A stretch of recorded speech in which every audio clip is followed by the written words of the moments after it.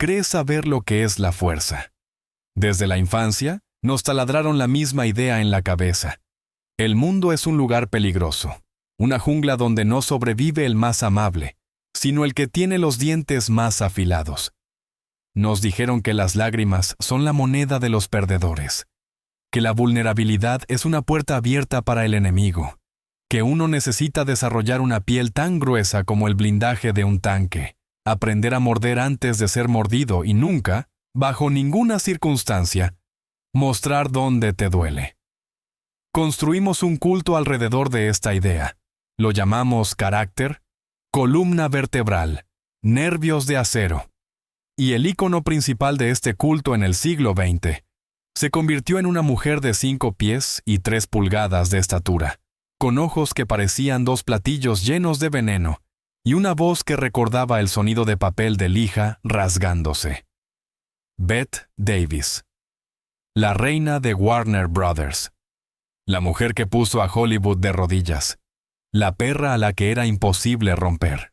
Miramos sus fotografías en blanco y negro, donde sostiene un cigarrillo como si fuera una daga, y pensamos, eso sí es poder. Quiero ser igual de invulnerable. Pero esto es una mentira, la mayor ilusión óptica del mundo del espectáculo. Lo que aceptamos como fuerza durante décadas fue, en realidad, la forma más sofisticada, más trágica y más larga de autodestrucción en la historia de la cultura. Vamos a hacer lo que los biógrafos, cegados por el brillo de sus 2 premios Oscar, no hicieron. Realizaremos una autopsia no al cuerpo, sino a la personalidad de Bette Davis, para probar un teorema aterrador. La fuerza sin vulnerabilidad es una patología. La historia que estás a punto de escuchar no es la biografía de una estrella de Hollywood. Olvídate de las fechas de estreno de las películas y de los ingresos de taquilla. Esta es la anatomía de una supervivencia que fue demasiado lejos. Esta es una historia sobre cómo una niña asustada se puso una pesada armadura de caballero para protegerse del dolor, pero nunca pudo quitársela cuando terminó la guerra. La llevó puesta durante 50 años, hasta que se fusionó con su piel, hasta que el metal comenzó a envenenar su sangre, y hasta que descubrió que, dentro de esta fortaleza indestructible, ella permanecía completamente sola. Pero antes de dar el primer paso, una pequeña petición. Esta historia será difícil, y necesito tu apoyo para que los algoritmos se la muestren a quienes realmente la necesitan. Presiona el botón de me gusta si estás listo para una conversación honesta sobre el precio del éxito. Suscríbete y dale a la maldita campana. Aquí analizamos lo que otros biógrafos callan, y definitivamente no querrás perderte el próximo episodio. También, te invito a convertirte en mi coautor en los comentarios. He rebuscado entre cientos de documentos, pero podría estar equivocado. ¿Ves una inexactitud? ¿Tienes una visión diferente sobre esta historia? ¿O no estás de acuerdo con algo? No te quedes callado. Escribe lo que piensas. Y ahora, comenzamos nuestro descenso al infierno que Bette Davis construyó con sus propias manos. Y créeme, hace mucho frío en este infierno. Para entender por qué un soldado duerme con una pistola bajo la almohada, uno necesita saber qué le sucedió antes de la guerra. El carácter de Bette Davis, ese carácter legendario, explosivo e insoportable, no fue un defecto congénito ni un regalo de los cielos. Fue un mecanismo creado artificialmente, una compleja estructura de ingeniería diseñada por un arquitecto específico. Este arquitecto se llamaba Ruth Davis, su madre. Todo comenzó con una herida primaria, con el momento que los psicólogos llaman el punto de quiebre. Bette tenía solo 7 años cuando su padre, Harlow Davis, empacó sus maletas y se fue. No solo se fue por otra mujer o por otra vida, las dejó a ellas. Para una niña pequeña, la partida de un padre es siempre un mensaje no verbal de escala cósmica. No eres lo suficientemente buena para que yo me quede. No vale la pena luchar por ti. Usualmente, en tales situaciones, los niños eligen una de 2 estrategias. O se encierran en sí mismos, volviéndose callados e invisibles para no asustar a los que se quedan, o intentan ganar amor a través de una obediencia perfecta. Pero Ruth Davis, al quedarse sola con 2 hijas en sus brazos, en la pobreza y el miedo, eligió un tercer camino para Beth, el camino de la guerra. Ruth no era solo una madre, era Ruth con mayúscula. Una mujer con una voluntad inquebrantable y un corazón roto, que decidió que sus hijas nunca repetirían su destino.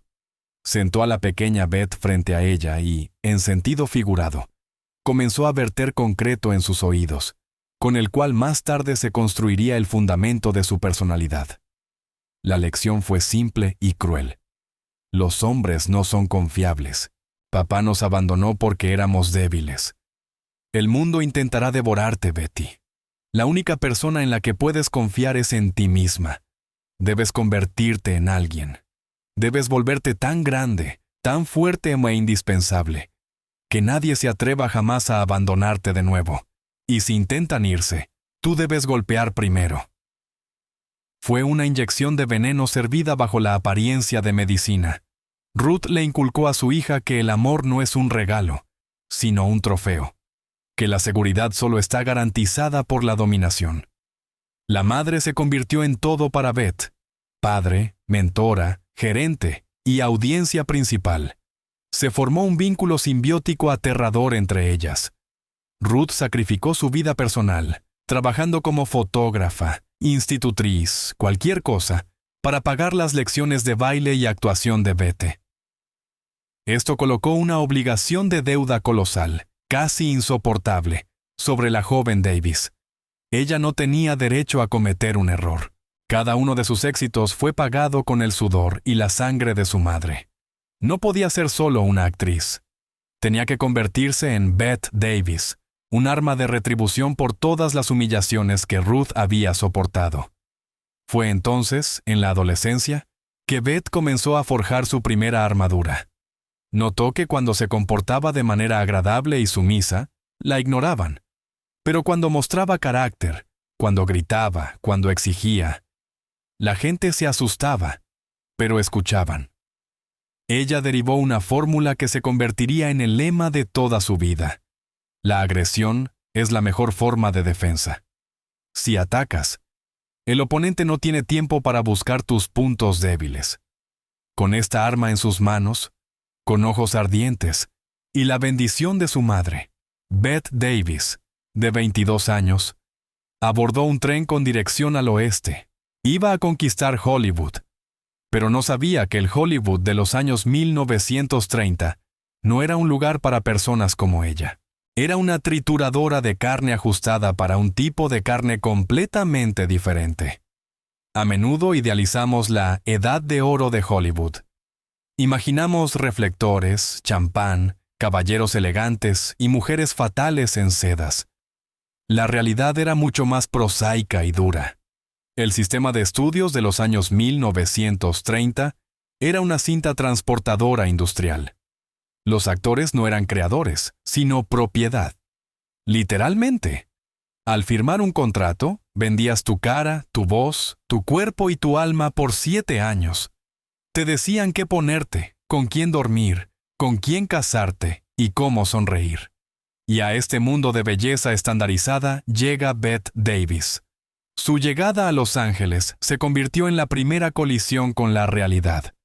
Los estudios Universal enviaron a un empleado a buscar a la nueva estrellita a la estación de tren. El empleado regresó al estudio solo. ¿Dónde está ella?, preguntó el productor. No encontré a nadie, respondió el chico. Estaba buscando a una actriz, pero nadie que se pareciera a una actriz bajó del tren. Solo había una chica poco atractiva con una madre y un perro. Fue un golpe al estómago. Bette Davis no encajaba en el formato. No tenía la belleza de muñeca de Mary Gregory. No tenía el magnetismo sexual de Jean Harlow. Tenía ojos saltones, una consecuencia de la hiperactividad de la glándula tiroides, rasgos faciales afilados, un pecho pequeño y movimientos nerviosos y espasmódicos. Carl Laemmle, el jefe de los estudios Universal, al verla por primera vez, pronunció una frase que podría haber destruido a cualquier otra mujer. Tiene tanto atractivo sexual como Slim Somerville. Este era un comediante desgarbado y ridículo con cara de caballo. Imagina lo que siente una chica joven, a quien le dicen todos los días que es fea, que no es sexy, que es un error de casting. La reacción usual es quebrarse, irse a casa, llorar en la almohada, hacerse cirugía plástica. Bette Davis actuó de manera diferente. El mecanismo plantado por su madre se encendió. «Ah, ¿me consideran fea?», pensó. «Bien, los obligaré a comerse esta fealdad a cucharadas.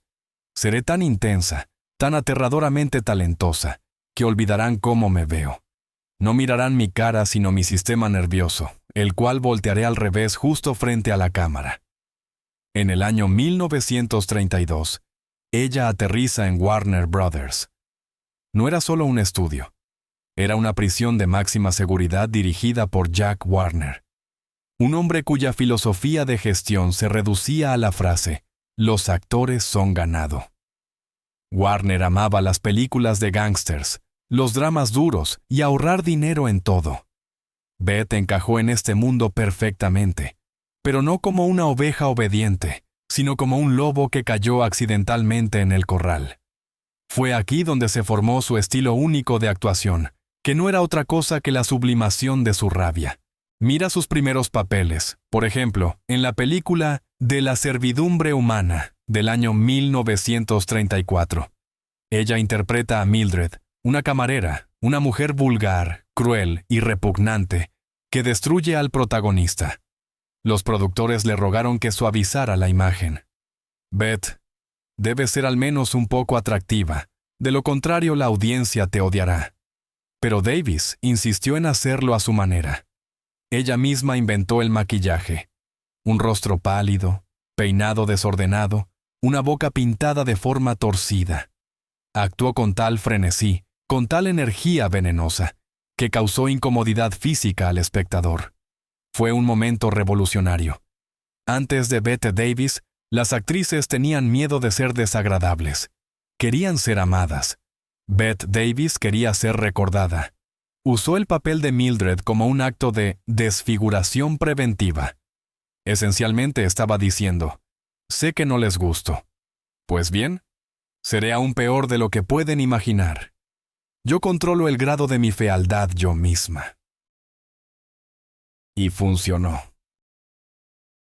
Los críticos estaban en shock, pero lo admitieron. Es brillante. No recibió un Oscar por este papel, aunque debió haberlo hecho. Fue un escándalo grandioso cuando ni siquiera fue nominada, y la Academia tuvo que cambiar las reglas sobre la marcha debido a la indignación de la prensa. Pero ella recibió algo más grande. Recibió la confirmación de su estrategia. Ser una perra es rentable. Ser dura es seguro.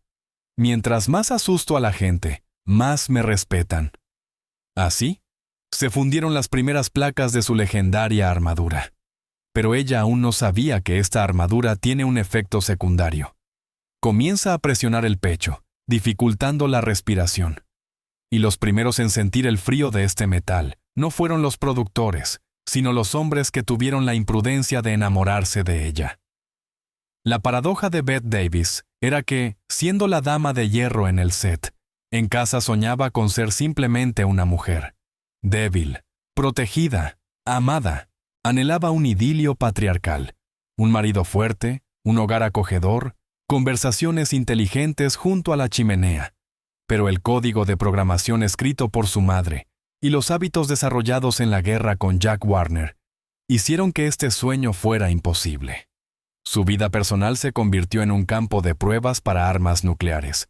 Tuvo 4 maridos, y cada matrimonio se desarrolló según el mismo guión de destrucción. El primero fue Ham Nelson, su novio de la escuela secundaria, un músico de jazz. Un chico agradable y tranquilo que no tenía ambiciones de convertirse en una estrella. A principios de los años 30, esto parecía una unión perfecta. Pero la carrera de Bette despegó como un cohete, mientras que la carrera de Ham estaba estancada. En el sistema de coordenadas de Bette, amor significaba respeto por la fuerza. ¿Y cómo podía respetar a un hombre que ganaba $100 a la semana, mientras ella traía a casa 3,000? Ella comenzó a castrarlo. Moralmente, una escena que podría haber entrado en la película más oscura. Beth regresa del estudio, electrificada después de otra discusión con Warner. Necesita descargar su adrenalina. Ve a Ham leyendo un periódico. Solo vas a quedarte sentado ahí. Su voz ya resuena con metal. Acabo de asegurar el presupuesto para una nueva película y tú ni siquiera puedes arreglar el grifo. Ella no solo lo regañaba, lo destruía. Ella tomaba todas las decisiones. Ella compraba las casas, los autos, los muebles. Se convirtió en el hombre de la casa y al mismo tiempo odiaba a Ham por permitirle tomar ese lugar. Esta es la trampa clásica del complejo de Amazona. Una mujer busca un héroe igual a ella en fuerza para batallar. Si él se rinde, como Ham, ella lo desprecia. Si él gana, ella le teme y lo destruye para recuperar el control. El final con Ham fue humillante. Ella tuvo un aborto porque un hijo habría interferido con la filmación, sin siquiera discutirlo con su marido. Para Ham, esta fue la gota que derramó el vaso. Solicitó el divorcio y Beth se quedó sola. ¿Sintió dolor? Indudablemente, pero su armadura ya estaba funcionando en modo automático. Él era un debilucho, se dijo a sí misma. Madre tenía razón, los hombres se van, solo queda el trabajo. Los intentos posteriores de construir una familia fueron aún más catastróficos. El segundo marido, Arthur Farnsworth, murió bajo circunstancias misteriosas después de una caída. Circularon rumores de que Beth lo empujó durante una discusión, aunque no hubo pruebas. El tercero, William Sherry, era un artista y un sádico que la golpeaba. Y curiosamente, fue en este matrimonio donde Beth se sintió más viva por algún tiempo. Ella entendía la violencia. La violencia era el idioma que había hablado desde la infancia. Las peleas con Sherry eran una continuación de sus peleas en la pantalla. Pero incluso esta unión perversa colapsó cuando Sherry prefirió a la niñera de su hija antes que a ella. Bette Davis estaba atrapada en un círculo vicioso. Su necesidad de dominio, que la salvaba en la oficina de Jack Warner, mataba cualquier intimidad en el dormitorio. Quería ser abrazada, pero su cuerpo estaba cubierto de púas. Cualquiera que intentaba acercarse salía lastimado y huía. Y ella se paraba en medio de una sala de estar vacía, con un cigarrillo en la mano, convenciéndose a sí misma. No necesito a nadie, soy Bette Davis. Pero la batalla más terrible aún estaba por delante. Una batalla que definiría su legado y se convertiría en la actuación más larga y sangrienta en la historia de Hollywood. Una batalla con su propio reflejo. Mientras la vida personal de Beth se desmoronaba, en el frente profesional, ella se preparaba para lanzar un ataque suicida que cambiaría para siempre las reglas del juego en Hollywood. Es el año 1936. Bette Davis es una estrella en ascenso. Acaba de recibir su primer Oscar por su papel en la película Peligrosa. Aunque todos entendían que este era un premio de disculpa por el hecho de que la ignoraron en De la servidumbre humana. Parecería que debía alegrarse, cobrar cupones, sonreír para la cámara. Pero Bette estaba furiosa. La razón de la furia: los guiones. Jack Warner continuaba enviándole basura, papeles de novias planas y aburridas de los héroes principales, papeles en películas de serie B que se filmaban en 2 semanas. Para Davis, esto era un insulto personal. No volteo mi alma al revés para interpretar muebles, gritaba en la oficina de Warner, lanzando guiones a la pared. Volaban ceniceros, las secretarias se escondían debajo de los escritorios. Warner se reía. Él sabía, ella tiene un contrato, ella es su propiedad. Si se niega a filmar, él extenderá su contrato por la duración del tiempo de inactividad. Era servidumbre, no había salida. Y entonces Bette Davis hizo lo impensable. Se escapó, abordó un barco y navegó a Londres para filmar allí, violando el contrato con Warner Brothers. Fue una revuelta de esclavos en una galera. Nadie, absolutamente nadie en ese momento se atrevía a desafiar el sistema de estudios. Era una máquina corporativa con una facturación de $1,000 millones. con un ejército de abogados y conexiones en la mafia. Warner presentó una demanda. El juicio tuvo lugar en Londres. Fue una paliza pública. Los abogados del estudio, los mejores tiburones de Gran Bretaña, destruyeron a Beth en el estrado de los testigos. La retrataron como una chica caprichosa, codiciosa y desagradecida que se había cegado por la fama. «Señorita Davis», preguntó el abogado de manera congraciadora, «usted recibe $3,000 a la semana. Eso es más que el primer ministro de Gran Bretaña. ¿Y usted llama a esto esclavitud?»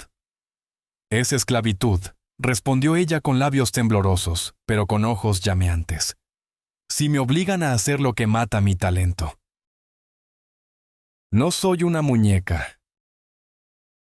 Soy una actriz. Ella perdió el caso en la corte, rotundamente.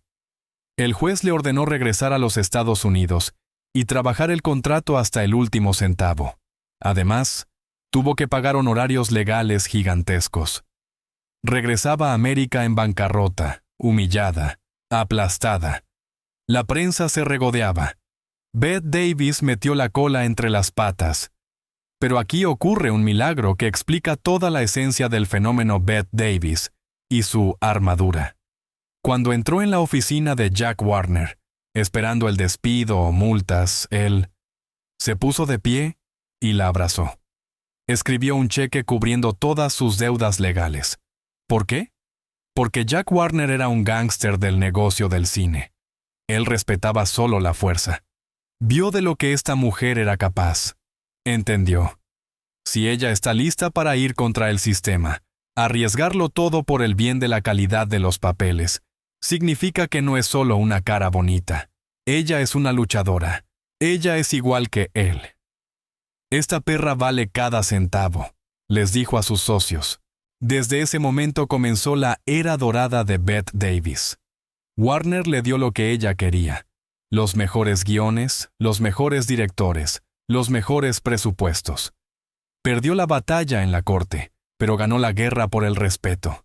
Su armadura resistió un impacto directo de artillería.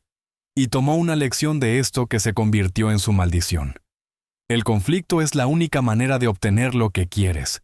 El mundo te escucha solo cuando gritas. Y así, en la cima de su fama, armada hasta los dientes, Bette Davis encuentra al enemigo perfecto. Un enemigo que necesitaba como el aire. Joan Crawford. La historia nos vendió su enemistad como una vulgar pelea de gatas, por hombres, específicamente por el actor Franchot Tone, de quien Bette estaba enamorada, pero a quien Joan robó, supuestamente seduciéndolo en su camerino sin ropa.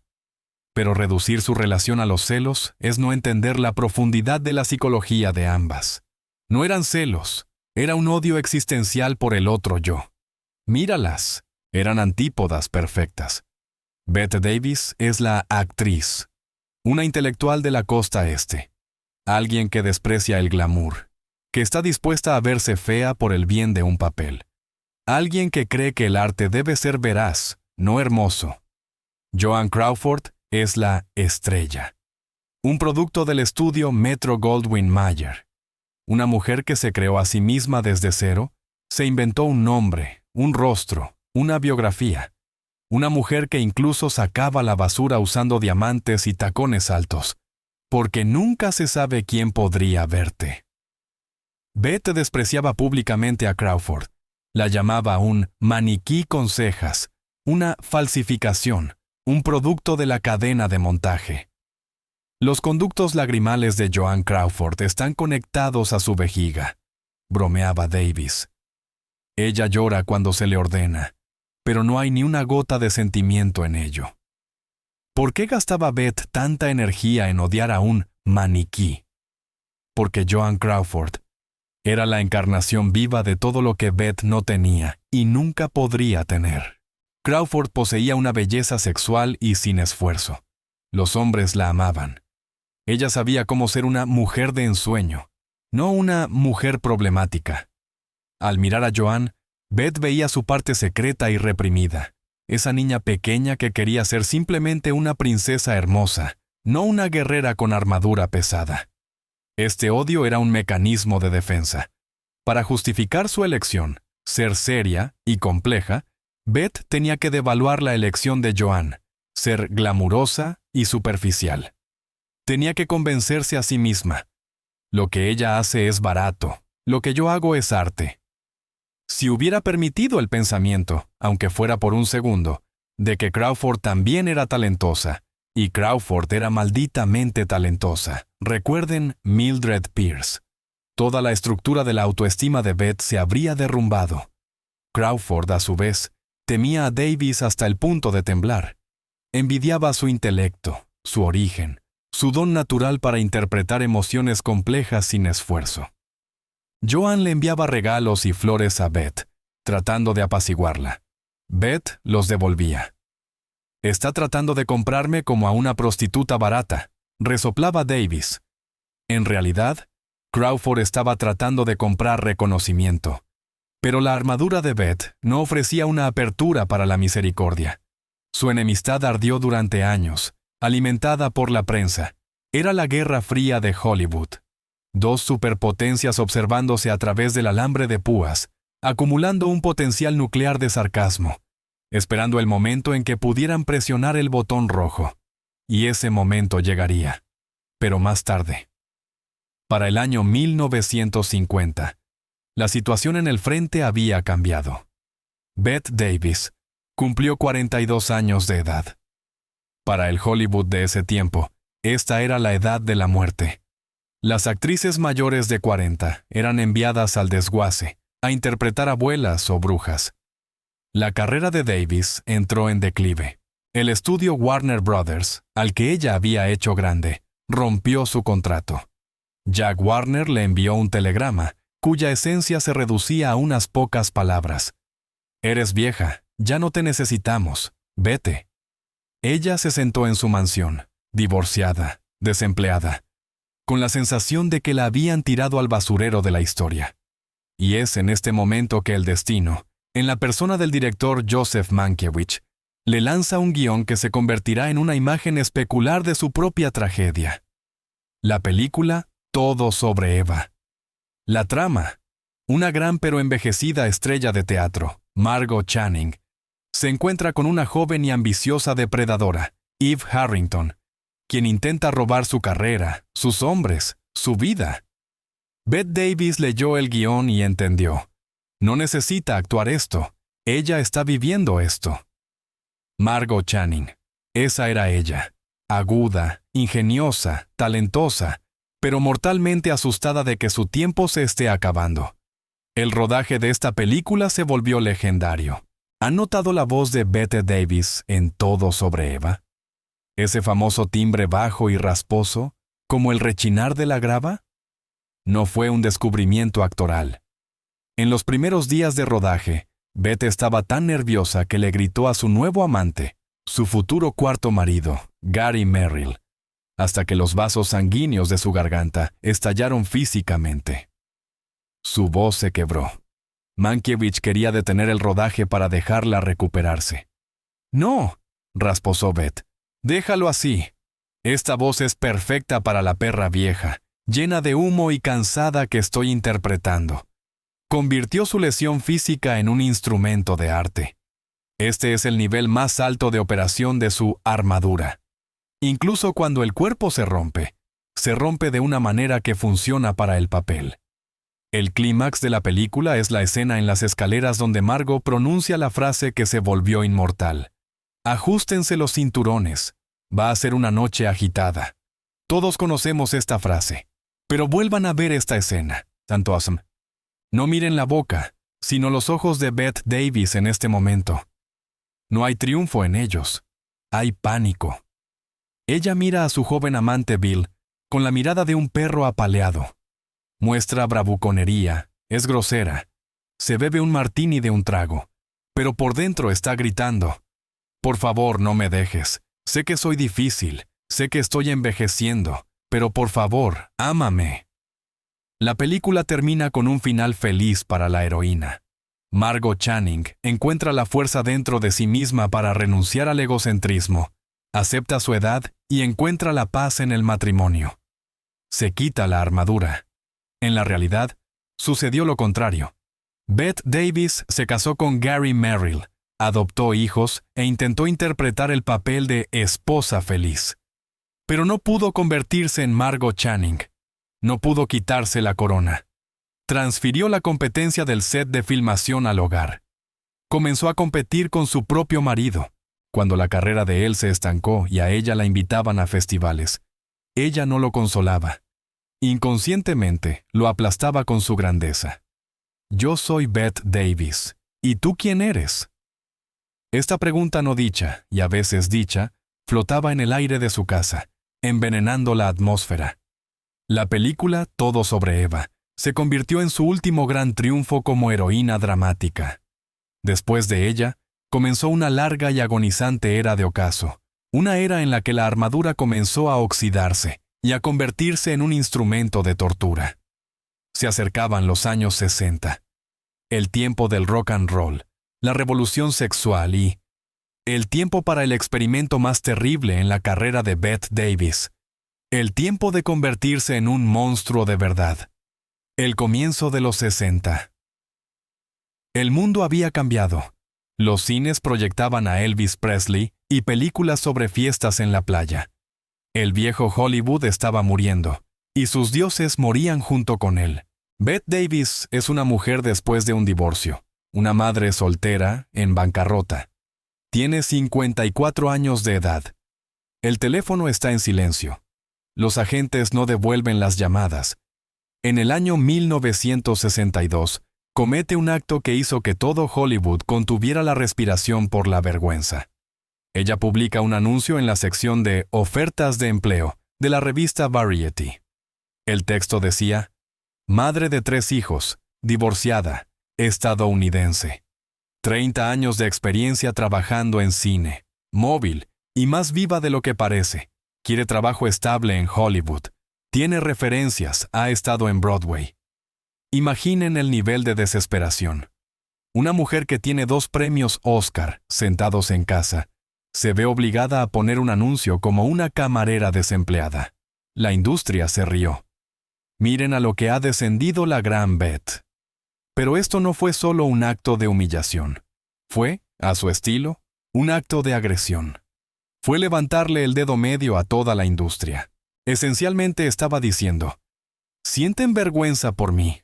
Excelente. Los haré sentir incómodos hasta que me den trabajo. Y el trabajo llegó.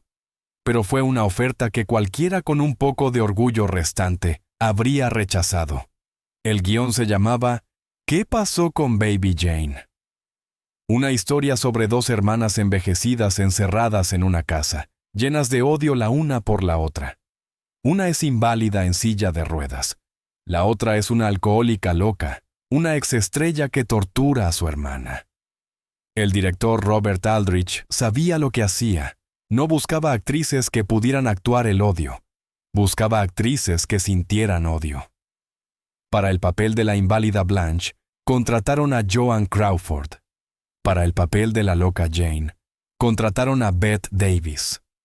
Así comenzó el experimento psicológico más terrible en la historia del cine. El rodaje de esta película no fue arte. Fue una guerra capturada en celuloide. Aldrich entendía.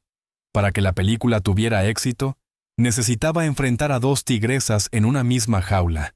Cada noche llamaba a una y le contaba cosas desagradables que la otra supuestamente había dicho sobre ella. Pero Bette Davis fue más allá. Decidió usar esta película para destruir físicamente a Joan Crawford. En primer lugar, Bette se ocupó de su apariencia. Los maquilladores le ofrecieron un maquillaje estándar apropiado para la edad. No, dijo Bette. Debo lucir como una parodia de una mujer. Como una Mary Pickford que se ha podrido viva. Ella misma se aplicó esa monstruosa capa de pintura blanca en la cara. Se delineó los ojos con un delineador negro grueso. Se dibujó una boca que parecía una herida sangrante. Cuando salió por primera vez al set con esa imagen, Joan Crawford, quien, como siempre, lucía impecable incluso en el papel de víctima, casi se desmaya. Bette Davis destruyó su rostro para mostrar la fealdad interior de su personaje. Esta fue la forma más alta de su armadura. Me convertiré en un monstruo por fuera para que no puedan herirme por dentro. Hay una escena en la película donde Jane patea a Blanche con el pie mientras ella yace en el suelo. Según todas las reglas de seguridad, el golpe debía ser una imitación, o debía trabajar un doble de riesgo. Beth insistió en que lo haría ella misma. La cámara rodó. Beth balanceó su pierna y pateó a Joan en la cabeza. ¡De verdad! Crawford gritó. El rodaje se detuvo. Joan exigió puntos de sutura, aunque la herida era pequeña. Beth simplemente encendió un cigarrillo y dijo, «Apenas la toqué». Otro drama de la señorita Pepsi Cola. Crawford era la viuda del presidente de Pepsi y colocaba máquinas de refrescos por todas partes, lo cual enfurecía a Beth. Pero Crawford no se quedó en deuda. En la escena donde Beth tenía que arrastrar su cuerpo paralizado por el suelo, Joan, sabiendo que Davis tenía una mala espalda, se puso un cinturón con pesadas pesas de plomo debajo del vestido, o, según otra versión, llenó los bolsillos de su vestido con piedras. Cuando Beth intentó levantarla, se lastimó la espalda. Puedes ver este esfuerzo en la película. El grito de dolor en la cara de Davis es real. Se mutilaron mutuamente por el bien de una toma. Sublimaron su odio por el envejecimiento, por la industria, por los hombres, la una sobre la otra. La película se estrenó y se convirtió en una sensación. Salvó las carreras de ambas, pero también cimentó nuevos roles para ellas. Crawford siguió siendo la eterna víctima. Davis se convirtió en la eterna verdugo. La culminación de su guerra no fue el estudio de sonido, sino la ceremonia de los Oscar. Este episodio debería incluirse en los libros de texto sobre psicopatología. ¿La situación? Por Baby Jane, Bette Davis está nominada a un Oscar a la mejor actriz. Joan Crawford no lo está. Para Crawford, esto fue una humillación pública. Su enemiga recibió reconocimiento, y ella no recibió nada. Beth triunfaba. Estaba segura de la victoria. Ya estaba ensayando su discurso. Creía que se convertiría en la primera actriz en la historia en recibir 3 estatuillas. Habría sido la prueba final. El talento derrotó a la belleza. Pero Joan Crawford lanzó una campaña digna de Maquiavelo. Ella no podía ganar. Por lo tanto, decidió asegurarse de que Beth perdiera. Crawford contactó a todas las otras nominadas, Anne Bancroft, Geraldine Page, que no podían asistir a la ceremonia. Joan ofreció con voz dulce, «Querida, si ganas, permíteme aceptar el premio en tu nombre. Sería un honor para mí». Las actrices aceptaron, y así llega la noche de la ceremonia. Bette Davis está de pie tras bastidores, jugueteando nerviosamente con sus guantes. Joan Crawford está cerca, con un vestido plateado cegador, con la sonrisa de un tiburón. Se anuncia a la ganadora. Y el Oscar es para Anne Bancroft por la película Ana de los Milagros. Beth se congeló. Shock. Silencio. Y en ese segundo, sintió un toque helado. «Disculpa, Bette, tengo un trabajo que hacer», susurró Joan Crawford. Se sacudió una mota de polvo inexistente del hombro de Davis, pasó junto a ella, salió al escenario ante un aplauso estruendoso y aceptó la estatuilla por Bancroft. Sostuvo el Oscar de otra persona como si fuera suyo. Brilló. Se robó el espectáculo. Bette Davis se quedó en las sombras de las bambalinas y vio cómo su enemiga jurada sostenía su sueño en sus manos. En ese momento, algo dentro de Beth finalmente se rompió. Fue la prueba de su peor pesadilla. La armadura no te salva de la astucia. El talento no te salva de la política. Se dio cuenta de que Joan había ganado, incluso habiendo perdido la nominación. Después de Baby Jane, no hubo camino de regreso. Hollywood vio que la imagen de una anciana loca y agresiva vendía mejor que cualquier otra. La audiencia quería ver a la reina degradarse. Bette Davis, quien necesitaba dinero y temía al olvido más que a la muerte, aceptó estas reglas del juego. Comenzó la era del llamado Hag Horror, o terror de viejas brujas. Las películas llegaron una tras otra. Cálmate, dulce Carlota, A merced del odio, El aniversario. En cada una de ellas, Beth interpretó una variación de Baby Jane. Loca, tuerta, cruel, patética. Los críticos escribieron: esta es una caricatura de una gran actriz. Está vendiendo su dignidad. Pero a Beth le importaba un bledo. Estaba en la cima de nuevo, incluso si esa cima olía a podredumbre. Ella dijo: si quieren ver un monstruo, les daré el mejor monstruo que jamás hayan visto. Pero el precio fue terrible. La máscara se le incrustó en la cara. El público dejó de percibirla como una actriz dramática. Se convirtió en una atracción. La gente venía a los encuentros con ella esperando ver a una perra, y ella no podía decepcionarlos. Era grosera con los fanáticos, humillaba a los entrevistadores, mantenía este fuego de agresión porque calentaba su vanidad. Construyó una fortaleza de sarcasmo y grotesco a su alrededor. En los años 70, era un ícono, una leyenda, esa misma Bette Davis. Pero cuando las luces del escenario se apagaban, regresaba a su casa vacía. Ya no había maridos. Después de Gary Merrill, juró nunca volver a casarse. Casi no quedaban amigos, solo quedaban los hijos. Y fue desde este flanco que llegó el golpe que atravesó su armadura por completo. Un golpe del cual nunca se recuperó. Nos acercamos a la paradoja más terrible de la vida de Bette Davis. Toda su vida construyó muros de fortaleza para proteger a su familia del mundo exterior. Estaba segura. Los enemigos están allá afuera. Adentro está mi gente, mi sangre. No me traicionarán. Estaba equivocada. El enemigo principal creció dentro de la fortaleza. Su hija, B.D. Hyman. Beth la dio a luz tarde, a los 39 años de edad. Para una mujer que tuvo varios abortos espontáneos y provocados, B.D. no era solo una niña, era el santo grial. Beth la asfixió con su amor. Controlaba cada uno de sus pasos, la vestía como una muñeca, la arrastraba a fiestas, elegía a sus amigos. Beth repitió el guión de su madre, Ruth. El mundo es peligroso, nena. Escucha solo a mami. Mami es tu única protección. Pero en el año 1985, cuando Bette Davis tenía 77 años, la protección colapsó. B.D. publicó una memoria titulada El guardián de mi madre. El libro salió en el momento más inapropiado. Beth acababa de someterse a una mastectomía por cáncer de mama y a un derrame cerebral. Yacía en el hospital, débil, asustada, necesitando cuidados por primera vez en su vida. Y entonces sale el libro. No era solo un texto, era una ejecución pública. La hija describió a Beth como una alcohólica, una déspota, una histérica que destruyó la psique de sus hijos. Describió escenas de escándalos de borrachera, intentos de suicidio, crueldad. B.D. esencialmente le dijo al mundo: ustedes adoran a un monstruo, y yo viví con ella en el infierno. ¿Por qué sucedió esto? Aquí funciona una dura ironía. Bette Davis le enseñó a su hija una lección toda su vida.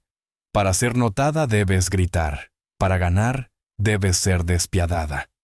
B.D. aprendió esta lección perfectamente. Usó el arma de su madre contra su madre. Se dio cuenta de que la mejor manera de ganar dinero y fama es destruir a la leyenda llamada Bette Davis. La reacción de Bette a este libro conmocionó a todos. El mundo esperaba que la gran perra explotara, que demandara, que convirtiera a su hija en polvo en las entrevistas. Pero Bette guardó silencio. En sus memorias de respuesta, This and That, al final mismo, se publicó una carta abierta a su hija. No había maldiciones allí, había una frase llena de indefensión infantil. Todavía no puedo creer que me hayas hecho esto. Todavía no entiendo cómo mi amor pudo haber engendrado tanto odio. Por primera vez en 50 años, la armadura se agrietó. No vimos a una guerrera, sino a una anciana sentada sobre las ruinas de su maternidad perfecta, y llorando. Tachó a B.D. de su testamento, pero no pudo tachar el dolor de su corazón. Los últimos años de la vida de Bette Davis, desde 1985 hasta 1989, son una crónica de decadencia. Pero incluso mientras se desmoronaba, se negó a rendirse. Fue un espectáculo aterrador y al mismo tiempo majestuoso. Después del derrame cerebral, parte de su cara estaba paralizada. Su habla se volvió arrastrada. Perdió mucho peso, pesando alrededor de 40 kilogramos. Cualquier persona normal en tal condición se habría retirado. Se habría escondido de las cámaras. Bette Davis se pintó los labios con lápiz labial rojo brillante, que ahora yacía sobre una boca torcida. Se puso un sombrero con velo, tomó un cigarrillo en una mano temblorosa y fue a un programa de televisión. Se negó a reconocer su enfermedad. La vejez no es un lugar para cobardes, resolló en una entrevista con Johnny Carson. Fue su último papel, el papel de una sobreviviente. Parecía una muñeca grotesca, como el fantasma de Baby Jane, pero en sus ojos aún ardía ese mismo fuego que iluminaba las pantallas en los años 30. En el año 1987, actúa en su última película, Las ballenas de agosto. Su compañera fue la leyenda del cine mudo, Lillian Gish. Lillian era la encarnación de la bondad y la luz. Intentó hacerse amiga de Bette, consolarla. Bette la odió por ello. Esa mujer tiene jarabe en lugar de sangre, gruñía Davis en el set. No soporto cuando la gente me trata como a un bebé. Incluso en el umbral de la muerte, empujó lejos la bondad. La bondad le parecía debilidad. Prefería morir sola, pero con la cabeza en alto, antes que permitir que alguien viera sus lágrimas y sintiera lástima por ella. Octubre, 1989. El festival en San Sebastián, España. Bette Davis vuela allí para recibir otro premio por su contribución al cine. Se siente terrible. El cáncer ha regresado y ha hecho metástasis. Pero ella sale al escenario. La sala se pone de pie. La ovación dura 10 minutos. Ella está de pie, apoyada en un bastón, una figura pequeña y marchita en terciopelo negro. Absorbe este aplauso como oxígeno. Es lo único que le queda. El amor de la multitud. Amor sin rostro, seguro, que no requiere intimidad. Unos días después, su condición empeora. Es trasladada urgentemente en un jet privado a París, al hospital americano en Neuilly-sur-Seine. En la habitación del hospital con ella, no hay maridos, no está su hija BD, no hay viejos amigos, la mayoría de ellos ya están muertos, incluidos Crawford y Warner. Con ella están solo su asistente y su hijo Michael. El 6 de octubre de 1989, el corazón de Bette Davis se detuvo. Pero antes de cerrar este libro, recordemos el epitafio que ella eligió para su lápida. No es una cita de la Biblia. No son palabras sobre el amor. Tallado en el mármol está, ella lo hizo a la manera difícil. Suena heroico, ¿verdad? Pero ahora, conociendo toda su historia, esta frase suena como una sentencia. Ella eligió el camino difícil no porque fuera el único, sino porque no sabía cómo confiar en la facilidad. No sabía cómo confiar en las personas. No sabía cómo relajarse. Toda su vida fue una guerra que aceptó después de que su padre se fuera. Y ganó esta guerra. Se convirtió en una leyenda. Obligó a todos a respetarla. Pero perdió la paz. La historia de Bette Davis es más que la biografía de una actriz. Es una advertencia. Hoy vivimos en un mundo que nuevamente nos exige ser fuertes. Las redes sociales nos enseñan a ser invulnerables, exitosos, independientes. Nos dicen, no te quejes, trabaja, ignora a los que odian. Todos nos estamos poniendo la armadura de Bette Davis, poco a poco.